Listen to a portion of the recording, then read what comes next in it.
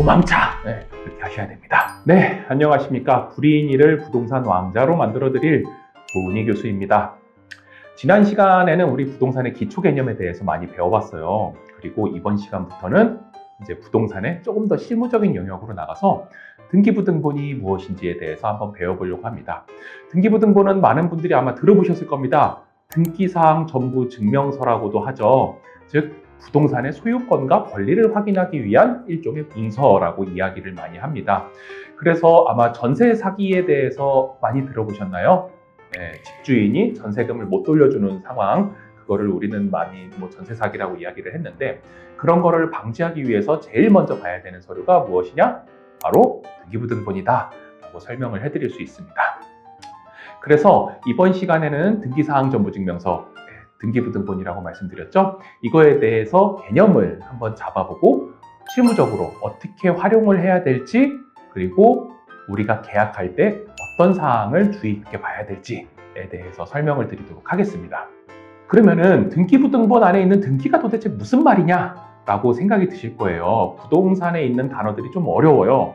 한문이기 때문에 대부분 어려운데, 등기라는 거는요, 국가기관에서 이 부동산에 대해서 어떠한 일정한 권리를 표시해 주는 거라고 생각을 하시면 됩니다. 왜 이런 현상이 나타나냐면요, 부동산은 움직일 수 있어요, 없어요? 움직일 수 없죠. 그리고 부동산에 이름을 써놓을 수 있어요, 없어요? 없어요. 우리 옛날에 학교 다니면 실내화 잊어버릴까봐 거기에 이름을 조훈이 이렇게 써놨잖아요. 근데 부동산은 그렇게 할 수도 없어요. 그렇기 때문에 나라에서는 이게 누구 건지를 명확히 하기 위해서 등기라는 제도를 통해서 이거는 누구 거다, 어떠한 권리가 요 안에 있다 라는 거를 보여주는 거라고 생각을 하시면 됩니다. 그래서 부동산은 등기를 하지 않으면은 어떠한 효력이 생기지 않아요. 예를 들어서 제가 부동산을 돈 주고 샀다라고 합시다. 제가 돈 주고 샀어요. 근데 등기를 하지 않았어요. 그러면은 소유권이 완벽히 나한테 있다라는 거를 증명하기가 굉장히 어렵다라는 겁니다. 그래서 부동산의 소유권 혹은 임차권, 전세권, 근저당권, 이렇게 부동산에 설정되는 수많은 권리들을 표시해 놓은 거를 우리는 등기부등본, 등기사항 전부증명서라고 이야기를 한다라고 이해하시면 되겠습니다. 그래서 등기사항 전부증명서는요, 총 3개로 구성되어 있어요. 등기사항 전부증명서를 떼면은 3가지가 나옵니다. 첫 번째는 표제부라는 게 나와요. 표제부. 표제부는 이 부동산에 대한 기본적인 정보들이 담겨 있습니다. 소재 지번, 어디에 있는지 알아야 되죠? 그러니까 위치, 지번이 나오고요. 두 번째 건물이다 라고 하면 면적, 층수, 호수, 그리고 대지권의 비율, 이런 것들이 나옵니다. 그리고 이 안에 보면은 뭐가 나오는 거예요? 이 건축물에 대한 내용들이 나오잖아요. 근데 건축물에 대한 사항은 등기사항 전부증명서에도 표제부에 나오지만 나중에 배울 건축물 대장에도 나오게 됩니다. 그리고 두 번째는 갑구예요. 우리 갑질한다 막 이러잖아요. 갑은 소유권을 가지고 있는 사람을 뜻하는 거예요. 그래서 갑구 안에는 소유권에 관련된 사항이 쓰여져 있습니다. 이 사람이 언제 샀다, 얼마에 주고 샀다, 이런 내용들이 소유권에 대한 사항이고, 이것이 등기부등본의 갑구에 들어있는 겁니다. 그러면 세 번째는 뭐가 있어요? 을구가 있죠? 갑이 있으면 우리 항상 을이 있잖아요. 을은 소유권 이외에 관련된 사항이 써 있습니다. 아까 갑이 소유권에 대한 거였어요. 두 번째 갑이. 그러니까 세 번째 을은 소유권이 아닌 다른 권리들이 쓰여져 있는 문서다라고 생각을 하시면 되겠습니다. 그래서 대부분 근저당권에 대한 내용을 을구에서는 많이 보실 수 있을 거예요. 근저당권이라고 하는 거는 내가 이 부동산을 담보로 돈을 얼마를 빌렸다라는 거를 보여주는 것입니다. 그래서 이 표제부 안에서 우리가 볼 수 있는 단어들을 볼게요. 우선 표제라고 하는 단어가 생소하죠? 근데 이거를 우리는 그냥 표지라고 생각하시면 됩니다. 우리 책 표지 딱 열면은 뭐가 있어요? 목차 이런 게 있잖아요. 목차 이런 게 있듯이 우리 등기부등본도 딱 띄어서 표제부를 열면은 뭐가 있느냐? 이 부동산에 대한 기본 신상 정보가 담겨 있다는 거예요. 아까 말씀드린 주소, 건물 면적, 대지권 비율, 층수, 이런 것들이 쓰여져 있습니다. 그리고 그 안에는 대지권이라는 단어도 나와요. 대지권은 뭐예요? 우리 대지, 땅을 뜻하잖아요. 여기서 나오는 대지권은 그 아파트를 한번 예를 들어 봅시다. 아파트 전체의 토지 면적, 아파트 단지 전체의 토지 면적을 의미를 합니다.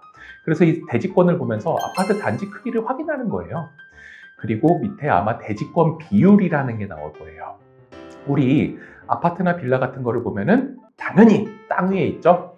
그래서 그 전체 아파트 단지 안에 동호가 막 여러 개 있잖아요. 여러 개 있는 것들이 땅을 얼만큼 쪼개서 가지고 있느냐, 이거를 우리는 대지권 비율이라 그래요. 그래서 이거는 사실 나중에 언제 필요하냐 하면요, 재건축 재개발할 때 대지권 비율에 맞춰서 이제 뭐 분담금이 결정되거나 이런 것들이 있습니다.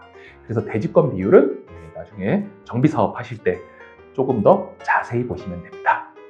그 다음에 건물 면적도 쓰여 있어요. 건물 면적은 또 두 가지가 있죠. 아마 많은 분들이 아실 수도 있어요. 첫 번째 전용 면적, 두 번째는 공용 면적. 전용 면적과 공용 면적을 합쳐서 임대 면적, 이렇게 나옵니다. 전용 면적은요, 내가 대문 열고 들어갔을 때 나만 전용으로 쓸 수 있는 면적, 그거를 우리 전용 면적이라고 해요. 그럼 공용 면적을 뭐예요? 대문 밖에 여러 사람하고 같이 쓸 수 있는 면적. 그럼 공용 면적에 뭐가 들어가겠어요? 복도, 엘리베이터, 주차장, 놀이터, 이런 거 들어가죠? 그런 것들을 우린 다 같이 쓸 수 있으니까 공용 면적. 전용 면적은 문 열고 나만 전용으로 쓸 수 있으니까 전용 면적. 이거 두 개를 합쳐서 우리는 임대 면적이라고 한다 라고 설명을 드릴 수 있습니다. 그래서 등기부등본 안에서 표제부를 떼어보면요, 이런 식으로 나와요. 등기사항 전부 증명서 위에 써져 있죠. 그리고 아파트를 떼봤습니다. 집합 건물, 소유자가 여러 명인 건물, 집합 건물이라고 하고요. 요 밑에 뭐 서울시 성동구 땡땡땡땡 주소가 나와 있고요. 소재 지번, 건물 명칭 및 번호가 나와 있습니다. 요거는 저희가 다 어쩔 수 없이 모자이크 처리했어요.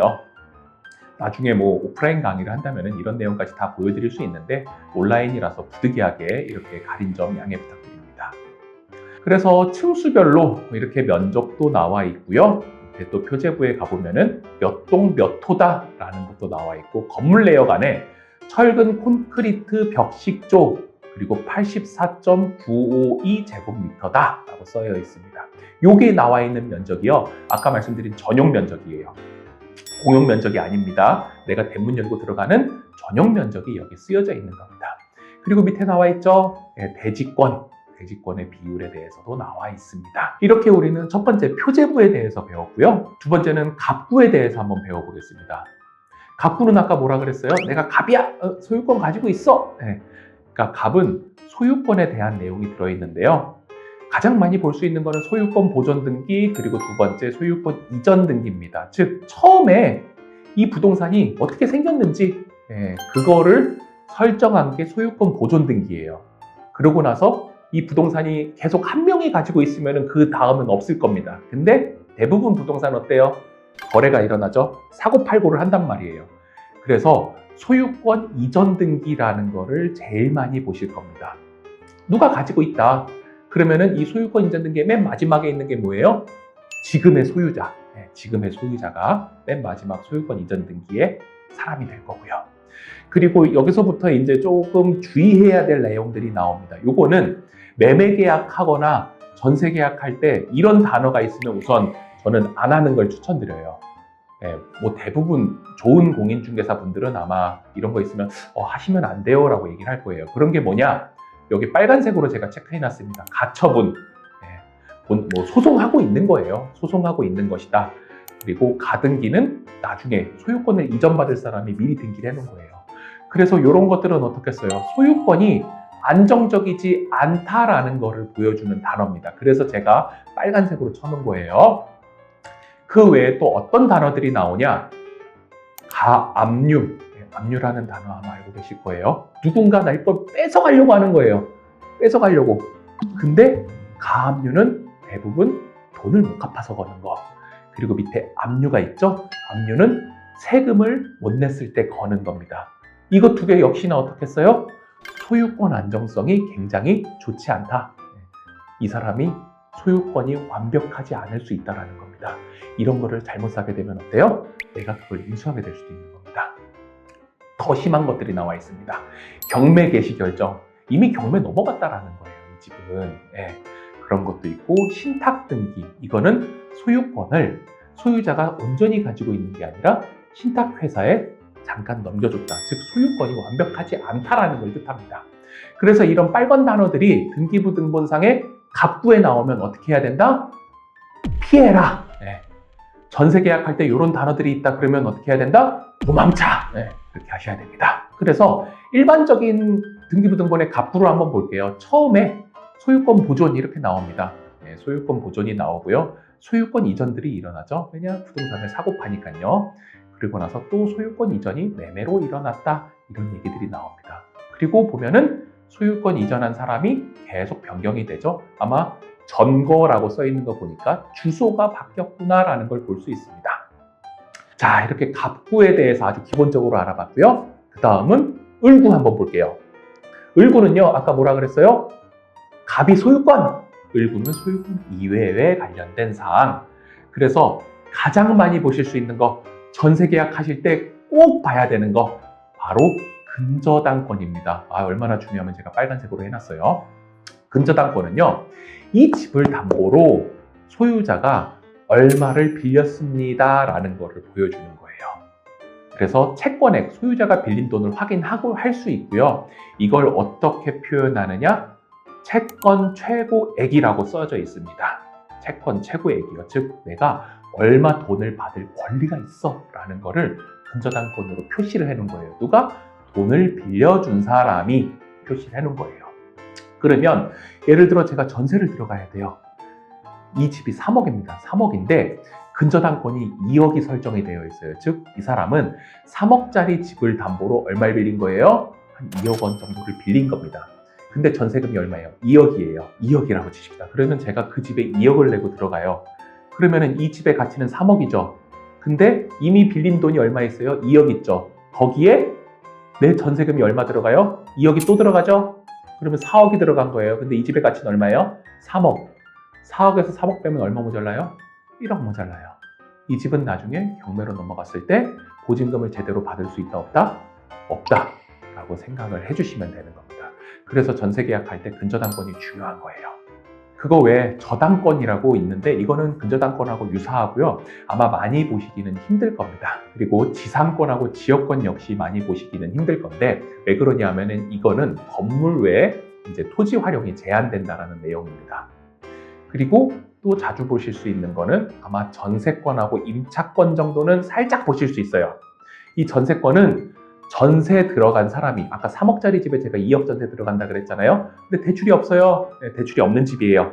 근데 2억으로 전세를 들어갔을 때 내가 전세금 2억을 돌려받을 수 있을지 없을지 애매하면 내가 이 집에 2억으로 전세로 들어갔어. 내가 제일 먼저 돈을 받을 권리를 가지고 있어. 라고 등기하는 게 전세권입니다. 그리고 임차권은 내가 이 건물을 언제부터 언제까지 임차해서 사용할 권리가 있어. 즉 빌려서 사용할 권리가 있어 라는 거를 표시해 둔 거예요. 그래서 을구를 한번 보면요. 처음에 1번 근저당권 설정돼 있죠. 대부분 근저당권이에요. 이 사람은 한 6,720만 원 채권 최고액이 되어 있는 거 보니까 요거보다 한 10%, 20% 정도 덜 빌렸을 거예요. 그래서 이렇게 돈을 빌렸다. 근데 빨간색으로 쭉 줄이 가 있죠. 요거는 다 갚았다라는 걸 볼 수 있는 겁니다. 두 번째도 돈 빌렸는데 다 갚았네요. 그리고 세 번째도 돈 빌렸는데 갚았고요. 다섯 번째, 여섯 번째, 일곱 번째 돈 빌렸다 다 갚은 집입니다. 그러다가 맨 마지막 근저당권을 보셔야 돼요. 줄 안 가져 있는 거를 봤더니 이거는 채권 최고액이 7억 2천만 원이 걸려 있네요. 즉 7억 2천만 원이 지금 근저당권이 설정되어 있다. 돈을 7억 2천보다 적게 빌려져 있는 집이다 라는 걸로 판단하시면 되겠습니다. 네, 그러면 오늘 강의의 핵심을 한번 정리해 볼게요. 첫 번째, 부동산은 등기를 해야만 효력이 생깁니다. 등기하지 않으면 이게 내 거라고 증명하기가 상당히 어렵다라고 말씀을 드렸어요. 그래서 우리는 등기부등본을 꼭 봐야 된다 그랬고요. 두 번째, 갑구는 소유권에 관한 내용, 그리고 을구는 소유권 이외에 관한 내용이다.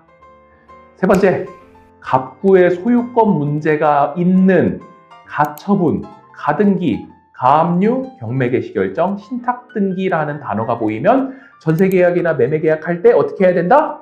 피해라! 피해라라고 말씀드렸어요.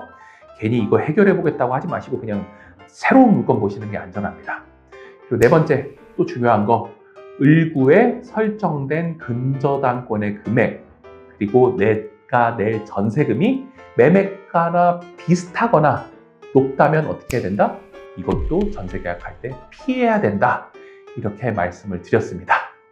네, 그럼 오늘은 우리 계약에서 가장 중요한 등기부등본에 대해서 한번 살펴봤고요. 이렇게 조금 더 도움을 드릴 수 있는 내용으로 또 다음 시간에 뵙도록 하겠습니다. 네, 감사합니다.